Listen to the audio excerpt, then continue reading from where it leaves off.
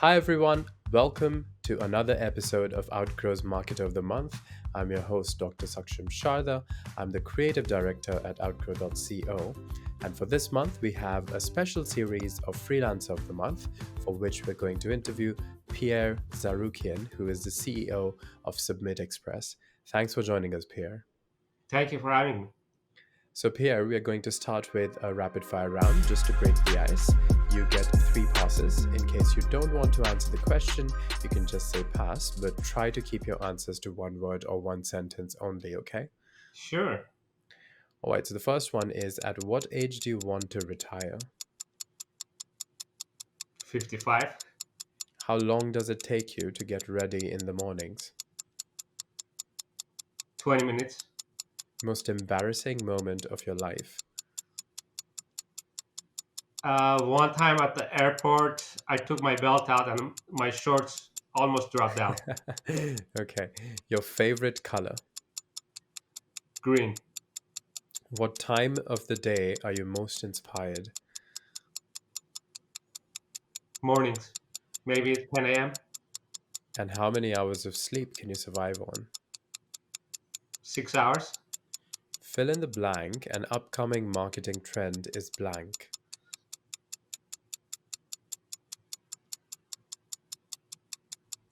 Pass. The city in which the best kiss of your life happened. Los Angeles. Pick one, Mark Zuckerberg or Jack Dorsey. Mark Zuckerberg. The first movie that comes to your mind when I say the word ambition. Pass. Okay, the biggest mistake of your career.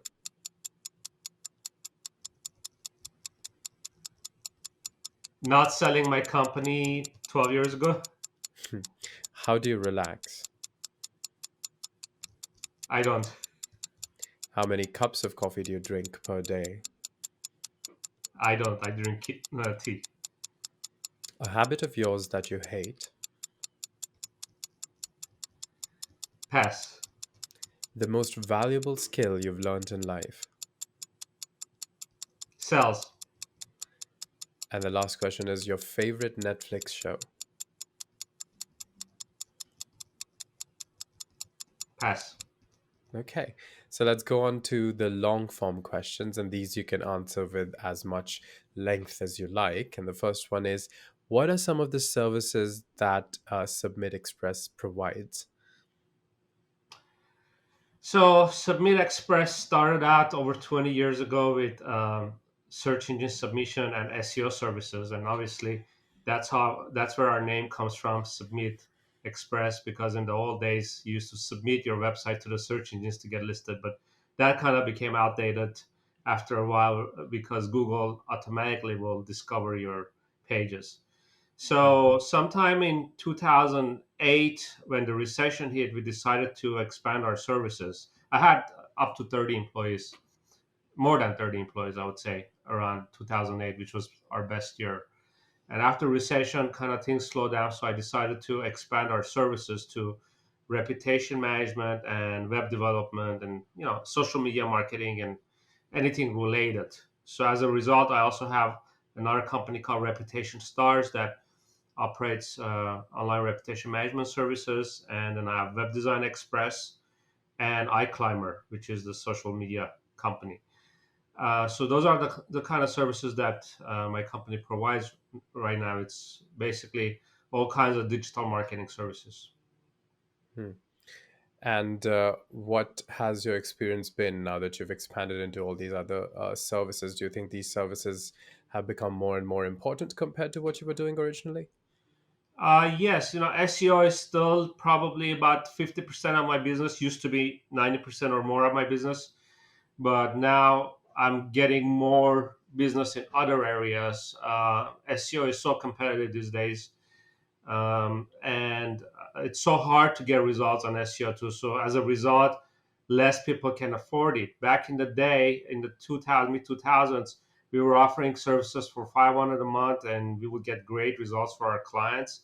We'll just do backlinking, directory submissions for $1 per directory, and then we would get excellent results. But to get that kind of results these days, you cannot do that for $500. You have to spend probably 2,000 to 5,000 a month to get quality backlinks and work. So as a result, you also get less clients interested in signing up because they just can't afford. Small business can't afford it anymore. So I'm seeing more business coming in my way in reputation management. Also, another service I provide is Wikipedia page creation. That's been a big part of my business recently, especially on Upwork, where I do most of my freelancing, because it's kind of like a niche industry and market. So there's not too much competition in it. And so, what do you think the future of the SEO industry is if it's becoming so hard to operate in general? I think SEO is not going away anytime soon, but people are finding other ways to get sales and lead generation. They're like, there are so many channels these days. For e-commerce, people go on Amazon and eBay to sell things, and for services, you could get leads through other sites like freelancing sites like Upwork. So SEO is becoming less and less important, but it's still there because people still go on SEO and look for either services or products. And so, what, according to you, would be some of the best practices for creating SEO content in 2022? So just a lot of article writing and submissions. That's been going on for years, and I don't think it's going away. Writing articles to submit to different publications for guest article postings. That's still very important because that's the primary way you can get backlinks. That's how we do it. Is we're just distributing articles to different publications and getting them posted. It's a lot of work because submitting, let's say, 100 articles, you might get one or two people posting it, unless you provide some kind of an incentive. And that works well too. I've had clients where they're selling a product where we give away the product for review, and you end up getting a lot better results of people writing about you. Maybe about 5 to 10% of the people will end up posting your article versus 1 to 2%. So it's still a lot of work, and sometimes people will ask for money to post articles, and if it's reasonable, you do it. But I think that's the primary way. Another way would be to just set up a lot of different social profiles. There are hundreds of social profiles out there that a lot of people haven't heard of. So just setting up different profiles to get your brand out there and having this backlink to your primary site, those would be helpful. And social media mentions are also important to Google. So just activity on social media, Facebook, Instagram, Twitter, that might have some, not a major effect, but some effect because your brand name is out there, and that might have that may trigger some SEO, the Google's SEO algorithm to give you better rankings. And so, when you move to online reputation management from SEO, what tips can you provide when it comes to online reputation management in general? So online reputation management is pretty much SEO times 10 or 20, because you're doing that for 10 to 20 websites that you're trying to improve. Where, let's say, there's a negative article or review or a few negative articles on the first page of Google that you're trying to suppress. So you can't just take them out or remove them unless you hire an attorney that finds a way to take it out, which is almost impossible. And attorneys, cost a lot of money. A lot of reputation management is not cheap either, but at least, if the legal method is not an option, then this is the only option that you have. So what you have to do is create a lot of positive content, SEO them to push them higher up where the negative content will go further down. So that's kind of the idea behind it. So some of the tips that I have regarding this service is, again, set up a lot of different social profiles, 300 plus profiles. You could find people on freelancer sites that will do it for cheap for you. Uh, Set up 300 plus social profiles. And then there are some particular sites that will rank better that I know of, that could help you. I'll give you a few of them. Of course, all the major ones. Of course, there's Facebook, Instagram, Twitter, Pinterest, Flickr, Those are the primary ones, but there is a site called fs6.com, or maybe it's f6s. I can't remember it. It's kind of like a LinkedIn profile for businesses that tends to rank pretty well just by setting it up. It probably will rank in the top 10 or top 20, depends what else you have out there. There's a site called about.me for if you're doing this service for a person, that will work well. Academia.edu, again, for people, that's a good site to be on. But again, anything that you do, you probably want to also give it some backlinks to improve it. There are a lot of alternative Wikipedia sites. Of course, if it can be on Wikipedia, that's a very powerful site, but not everybody's going to qualify. There are alternative Wikipedia sites like Everybody Wiki, Wikitia, Wiki Alpha, and Fandom. So these are good sites to be on. And again, if you make a profile on those, get some backlinks to them, maybe 5 to 10 backlinks at minimum, and they'll get in the top 10 easily. And these sites are a lot easier to get on than Wikipedia. So I do recommend this type of sites. And again, a lot of article writings. There are sites that if you can get on publications that would rank well automatically.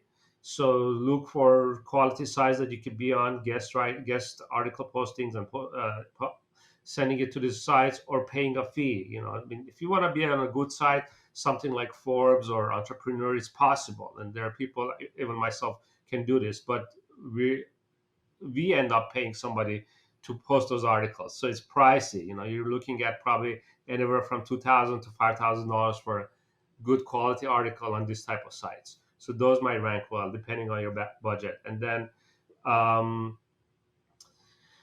lot of SEO. So whatever you do, you gotta SEO it and backlink it. And when you do articles, have 2 or 3 links to your profiles.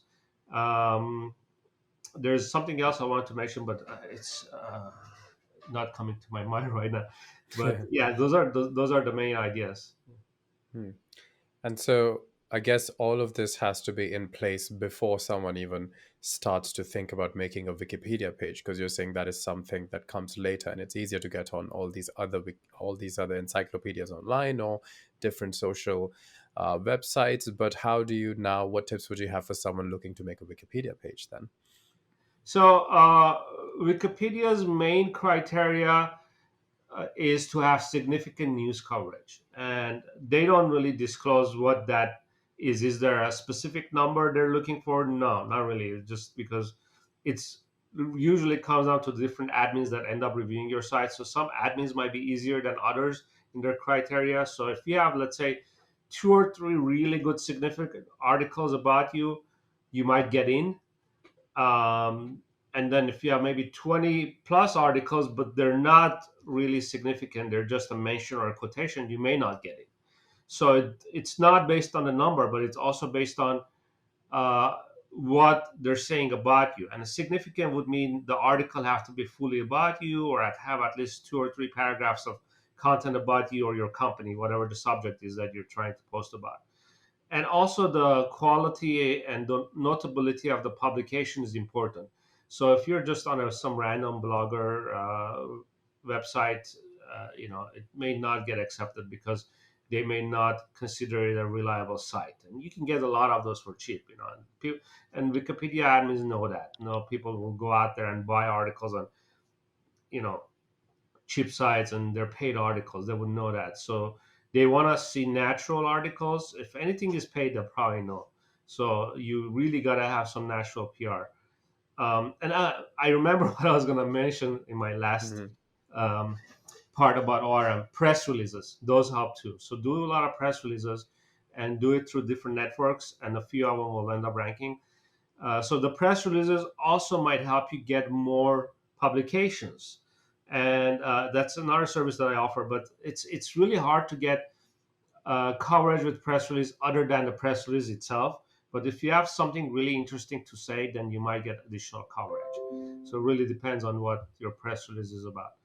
Um, so yeah, I mean, and some of, like, as far as Wikipedia goes, sometimes depending on what you do, you may get in with less news coverage because of who you are as a person. For example, musicians, that have a top 10 record or even a top 100 record in any country, they may qualify. There's a lot, like there's over 10 criteria for musicians that you may qualify. Like if you toured two different countries, if you were nominated for a major award and those kind of things. So even if you have less news, you may qualify as a musician. As an academic, you may qualify. As a scientist, you may qualify if you had a lot of publications. And there's Google Scholar where you could type in a scholar's name and you'll see how many citations they have. So if a scholar has a lot of citations, they may qualify. As an entertainer or a actor, if you've been on two or more films or TV roles that are very notable, you may qualify. So there's other criteria for even athletes. There are criteria too, but the major criteria comes down to the citations and how much news coverage you have. Hmm. And what would you say for a software company? Because there's a lot of software listeners that we have to the podcast. What would be a good strategy for them to get onto a Wikipedia page? So for a company, there are not alternate criteria like individuals. Mm, The only major criteria for companies are to have major news coverage. So, for a software company or technical company, try to get on the tech publications, mm, TechCrunch and those kind of things. Try to get articles published on those kind of sites. Those are kind of important. And then a lot of fundraising type articles usually don't work. So if that's the only type of article you have, like you raise a bunch of funds, Wikipedia admins don't care about that.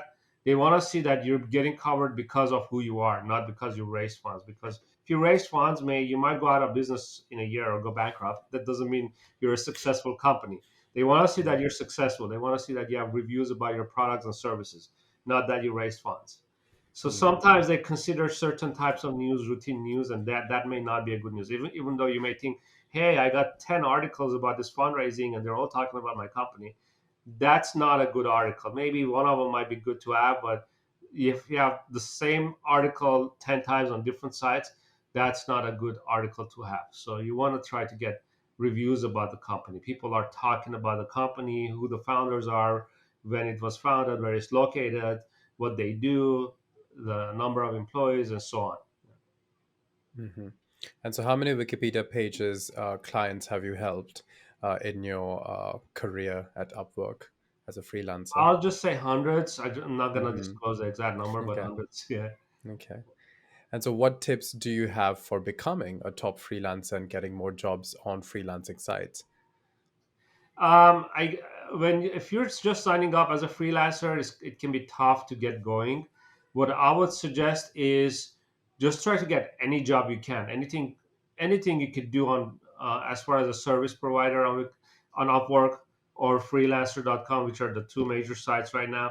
Just try to get any job you can so you can get reviews. Or whatever you're offering, offer it for a discount, for half price, for really cheap. You know, if you're a graphic designer that charges $500 an hour, take your right down to $50 an hour, or even $10, $20 an hour to get some jobs. Why? Because the reviews are important. And just make sure that when you communicate with your client, say, hey, I'm doing this job for a discount, or I will give you a discount, but you have to make sure to give me a review at the end. Is that okay with you? So kind of get an upfront contract from them that they will give you a good review once you're done, because of the job you're doing. Even you can ask for more reviews on other sites too. Sometimes I do that, especially when people ask for discounts. I always ask them for reviews in return, because reviews are, to me, are money. Just I ask them for reviews on Yelp, on Google, and all the other different sites that are possible. So always ask for reviews, and the reviews on Upwork and Freelancer will help you get more jobs. And one of the algorithms on these sites is to, when people are searching for a certain job, the freelancers that come up on top are usually the ones that have done a few jobs in that niche. So if you've done, let's say, 5, 10 jobs that are Wikipedia related, and somebody types Wikipedia editor, you may come up because you have done 5 or 10 similar jobs. You will even see that under the listing in Upwork that says this freelancer has done 10 jobs that are related. You even see that when it comes up. So the number of your rating is important, and the related jobs that you've done is important for you to come up higher on the rankings. And as a result, what happens, you're going to get more invites. So you don't even have to go out there and send proposals, which cost money. But if people invite you, then you're not paying for that proposal. So I would also suggest submitting as many jobs as possible, 20, 30 jobs a day, if they're available at minimum, in your niche or in the areas that you offer services. If you start sending 20, 30 jobs a day, eventually, even if you have 0 stars, you may get a couple of jobs a week out of that. It's very competitive. So, and yeah, new freelancers will have a tough time getting jobs, but if you give a good price, that's the way to beat the competition and to get the reviews. Upwork seems to be a little bit higher quality as far as the type of works you could get, and also I feel there are better quality freelancers on Upwork as well versus Freelancer.com, where if you're a US freelancer, you're competing against a lot of offshore freelancers, which they're not necessarily low quality, but they provide uh, lower rates. So it's very tough to compete with freelancers that are offshore. So for me, I really have a hard time getting jobs on Freelancer, uh, Hmm. even if I apply for jobs. So I kind of stopped really doing much activity on Freelancer. Here and there I'll apply for some jobs, but really it's a lot tougher, in my opinion, for a US freelancer to get jobs on freelancer.com versus Upwork. And the good thing about Upwork is that it also has an option to look for only US freelancers. So if you are US based, you get kind of a boost in that category, because if people are looking for US freelancers, then automatically all the offshore people are eliminated as a competitor. So that's the good thing about it. Hmm. And you mentioned Wikipedia again. Like, how do you like for someone who's trying to make Wikipedia pages? I guess they also have to guarantee that the page lasts for a while. What is Wikipedia's policy on like deletion of pages? So yeah, I mean, it's very tough to get on Wikipedia, and also another factor is that people should know about is that paid editing is actually against Wikipedia policy unless you disclose it. Hmm. So an ethical Wikipedia editor will disclose it and submit it. So you want to make sure that the person you're working with stays within the guidelines and does that. But there are also pros and cons.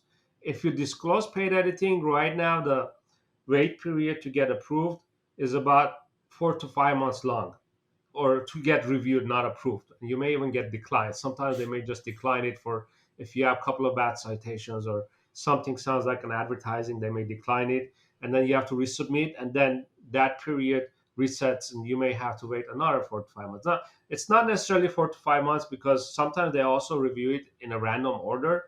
Your time frame, if you're lucky, could even be a day.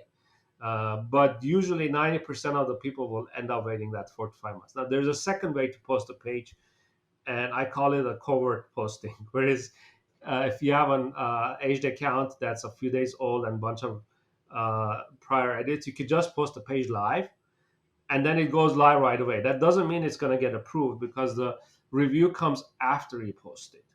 And usually in the first 5 to 10 days is when somebody might review a new page, and then if they feel like it's not quality, they will either draft it, they'll say it needs more work, or they'll put it up for deletion. And it's called they nominate it for deletion. And what happens is different editors will come in to vote to keep or delete your page, and that's a 7-day process. And after 7 days, they tally up the votes. If you got more keeps, they'll keep it. If you got more deletes, they'll delete it. If it's about even, it'll get renewed for a week, and up to 3 weeks, it may get renewed. If at the end it's about even, the consensus is to keep the page rather than delete it. They'll keep it. Now, it's also important to what the votes say as far as an argument. You can't just say keep it because this person is really popular and has been on a lot of TV shows, for example. But you could say keep it because this person has 20 plus articles, and even maybe the writer of the page didn't post some of the better citations. And as a person that votes on the outcome, you could find more citations and post it and say, well, here are a few more citations that you may consider. Looks like they have good coverage. The person did a poor job in this, so this is why they should be kept. So that's kind of the process. And so, how the like an individual Wikipedia freelancer who is creating Wikipedia pages, does he have to offer some sort of guarantee to his clients, or what is the best way for him to approach this? A lot of freelancers I know that in this niche, or nobody I know actually Mm, provides any guarantees. The mm, best is I have a special kind of a 50% guarantee service that sometimes I'll offer, where you pay half up front and that goes towards the writing and submission, and half when it's successful. So that's the mm, best I offer, is like 50% guarantee. You pay 50% up front and 50% if it gets in. And if it doesn't get in, I'll retry multiple times. And usually most of my clients go with this option because there's a good chance you may not get accepted the mm, first time. They may find one or two sentences that are kind of sounding like an advertising, and you may get declined. And even if they suspect you're a paid editor and you didn't disclose it, you may mm, get declined. And also, mm, people have to be careful on hiring freelancers on Upwork and Freelancer and all those places. Is that because if you disclosed who you are, and you disclose the company name, the person that you're trying to make a page publicly, now there are wiki admins on Upwork that are looking for these kind of things. And then if somebody ends up doing mm, the work for you and didn't disclose paid editing, they may just decline your page. And there are also a few individuals on freelancers, when they get invites to these jobs and they don't get the job, they'll actually report you. They'll report their competition. They'll report, say, hey, this guy was looking for a mm, hire a paid editor on Upwork, and here's a screenshot. And then when the freelancer makes the page for you and didn't end up disclosing that they were a paid editor, the page may get declined. Now, that's not the end of the world. You could still resubmit it, and this time you disclose that you're a paid editor and say sorry. Maybe pretend that you didn't know the rules, and then resubmit it. So there's still a way to get in, but it's not the end of the world. But it just gets harder and it delays the process. So, I mm. mean, my recommendation is, if you can wait, you don't care about the time frame, then always disclose paid editing. Stick with the guidelines. Always disclose paid editing. That way, um, you won't get declined because they think you're a paid editor. You're complying with the guidelines. Okay.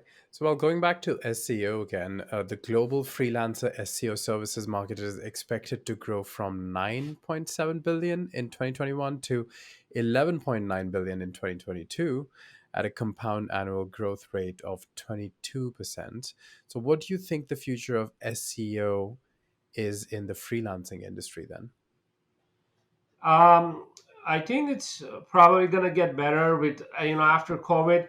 A lot of people are going the freelancing route and outsourcing, and a lot of even people companies, as you know, that were had full time staff in house. Everybody ended up working from home, and some have stayed um, at home working. That even me personally, I had right up to before COVID, I had an office space with 5 employees, and then when the COVID hit, everybody started working from home, and I decided to downsize my office space to just one small room for myself, and for meetings, and all my staff are working from home right now. And then I even let go of some of them and decided to go the freelancer route myself. So I outsource a lot of my writing, and for SEO purposes, I do a lot of writing. SEO is a lot of writing, so I outsource a lot of my writing to different writers. Even though I'm the brains of the company and I do the SEO myself and the technical aspects myself, 90% of the work that I do for SEO is writing, and I outsource all my writing. And I would assume that other companies are probably in the same situation too. Is that, and it's also very hard to find a good quality people in SEO to hire full time or part time to primarily work for you. So the freelancing route, I think it's easier because you can find a lot of freelancers on sites like Upwork and check the reviews and see that they have a good rating, and check their background there, and then based on that you hire people that are quality and at a rate that is reasonable to you. If a US freelancer is too expensive for you, then you go offshore, and you can always find someone within your budget.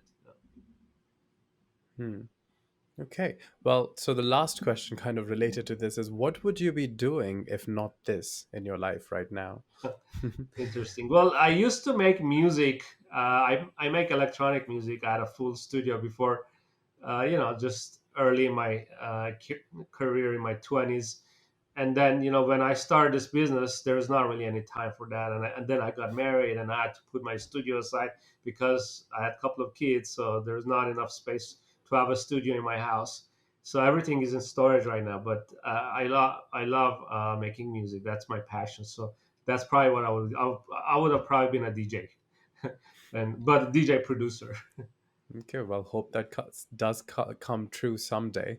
Well, thanks everyone for joining us for this month's episode of Outgrow's Freelancer of the Month. That was Pierre Zarokian, who is the CEO of Submit Express. Thanks for joining us, Pierre. Thank you for having me. Check out their website for more details, and we'll see you once again next month with another Freelancer of the Month.